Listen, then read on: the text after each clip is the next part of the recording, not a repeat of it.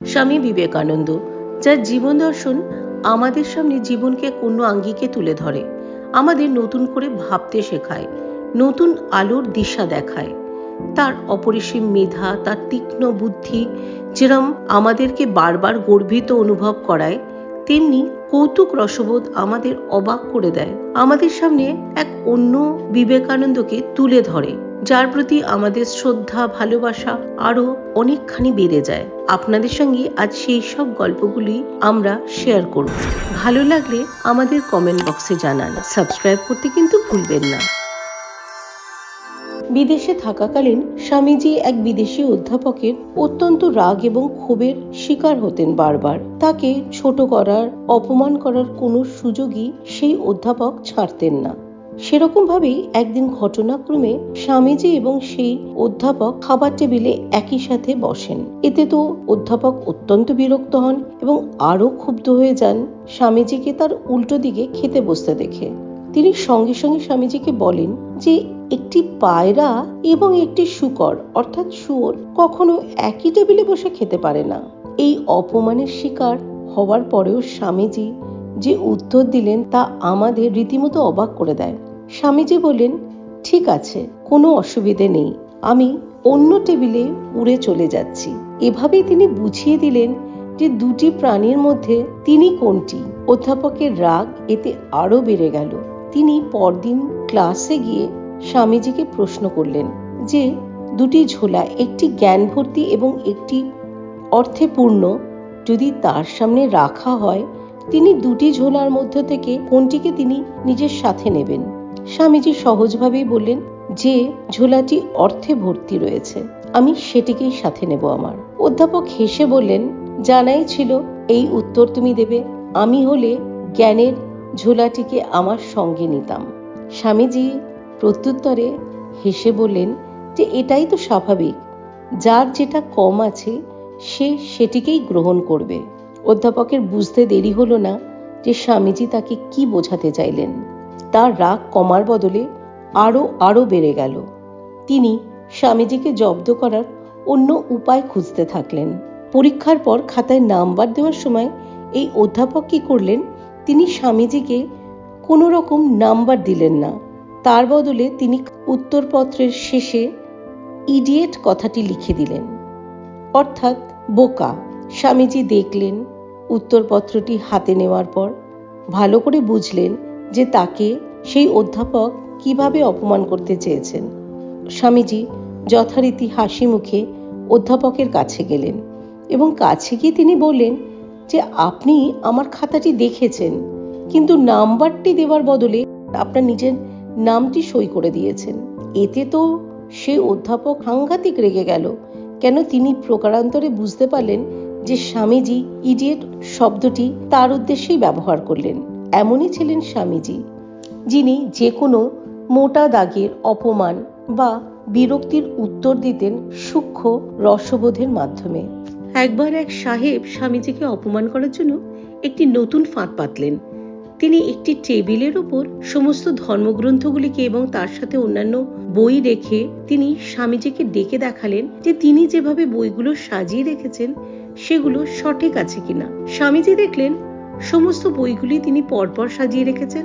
সবচেয়ে উপরে রেখেছেন তার নিজের ধর্মগ্রন্থটি এবং একদম নিচে রেখেছেন গীতাকে। স্বামীজি পরিষ্কার বুঝতে পারলেন তাকে অপমানিত করবেন বলেই সাহেব এই কাজটি করেছেন। বিন্দুমাত্র বিচলিত হলেন না স্বামীজি, বিন্দুমাত্র উত্তেজিত হলেন না। তিনি ঠান্ডা মাথায় উত্তর দিলেন যে না না, আপনি একদম সঠিক পদ্ধতিতেই বইগুলিকে সাজিয়েছেন।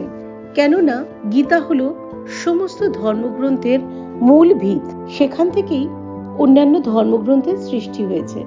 কাজেই যেটি আসল, যেটি ভিত, তাকে তো লোকে নিচে রাখবেই, আর এই ভিত নড়ে গেলে বাকি সব কিন্তু পড়ে যাবে। এখানেই তো গীতা সবার থেকে শ্রেষ্ঠ এবং সবার থেকে আলাদা। সাহেব বুঝতে পারলেন যে তারই অপমানের জবাব স্বামীজি কতটা বুদ্ধিমত্তার সাথে এবং কতটা বলিষ্ঠভাবে তাকে ফিরিয়ে দিলেন। সাহেব নিজেই লজ্জিত হলেন। এমনই ছিলেন স্বামী বিবেকানন্দ, দৃঢ়চেতা, নির্ভীক এবং উপস্থিত বুদ্ধি সম্পন্ন। স্বামীজির আরও একটি উপস্থিত বুদ্ধির উদাহরণ আপনাদের দেই। স্বামীজি একবার ট্রেনে করে সফর করছিলেন। সেই ট্রেনের কামরায় একজন সাহেবও ছিলেন। স্বামীজিকে দেখে তিনি খুব একটা খুশি হননি। তার সহযাত্রী হিসেবে পেয়ে তিনি খানিকটা বিরক্তবোধই করেছিলেন। কিন্তু কিছু করার নেই, একই কামরায় তখন স্বামীজির সঙ্গে তাকে যাত্রা করতেই হবে। ট্রেন চলতে শুরু করার কিছুক্ষণ পরে স্বামীজি ঘুমিয়ে পড়েন।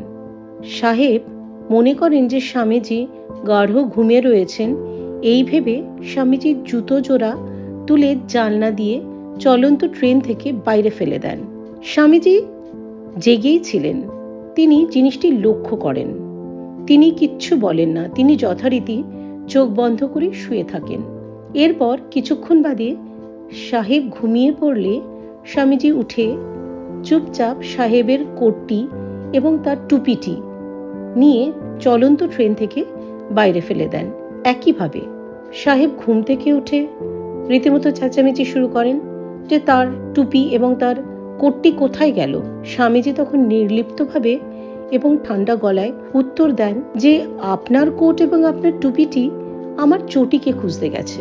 সাহেব বুঝতে পারলেন যে তার কাজটি স্বামীজি খুব ভালো মতোই দেখেছেন এবং সেই জন্য তাকে জব্দ করার জন্য ঠিক এইভাবে স্বামীজি তার কাজের প্রত্যুত্তর দিলেন। সাধারণ মানুষ হলে এসব ক্ষেত্রে উত্তেজিত হয়ে পড়তেন, চিৎকার চেঁচামেচি করতেন বা কোনো রকম অপর দিকের ব্যক্তিটির সঙ্গে ঝগড়া বিবাদে জড়িয়ে পড়তেন। কিন্তু স্বামীজি তার কোনো একটি পথেও হাঁটলেন না।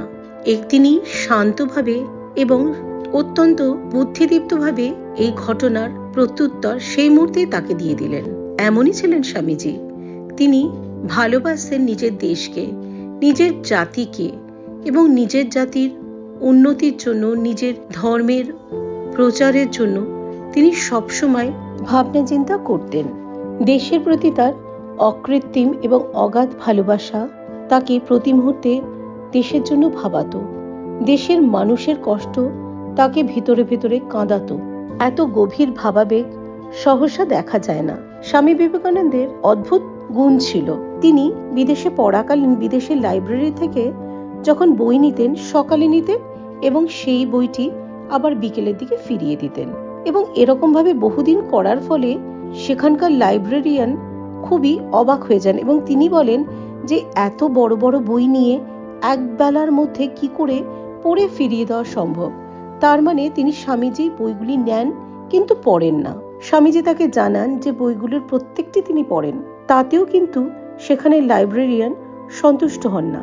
তিনি স্বামীজিকে বলেন আমি আপনার পরীক্ষা নেব এবং স্বামীজিকে তিনি যে কটি বই বিগত 10 দিন বা 15 দিন ধরে স্বামীজি নিয়েছিলেন সেই বইগুলোর থেকে নানা জায়গা থেকে নানাভাবে স্বামীজিকে প্রশ্ন করা শুরু করেন। অদ্ভুতভাবে প্রত্যেকটি প্রশ্নের স্বামীজি সঠিক উত্তর দেন। শুধু সঠিক উত্তর দেন তাই না, প্রশ্নগুলো কোন পাতা থেকে এবং কোন অনুচ্ছেদের কোন জায়গা থেকে নেওয়া হয়েছিল একদম সঠিক জায়গার কথা এবং সঠিক পাতার কথাও তিনি বলে দিতে থাকেন। এতে রীতিমতো বিস্ময়বোধ করেন লাইব্রেরিয়ান। এও কি সম্ভব? সম্ভব। স্বামীজির জন্য সত্যি সম্ভব। ফটোজেনিক মেমোরি যাকে বলে, একবার দেখেই হুবহু সেটি তিনি তার স্মৃতিতে ধরে রাখতে পারতেন।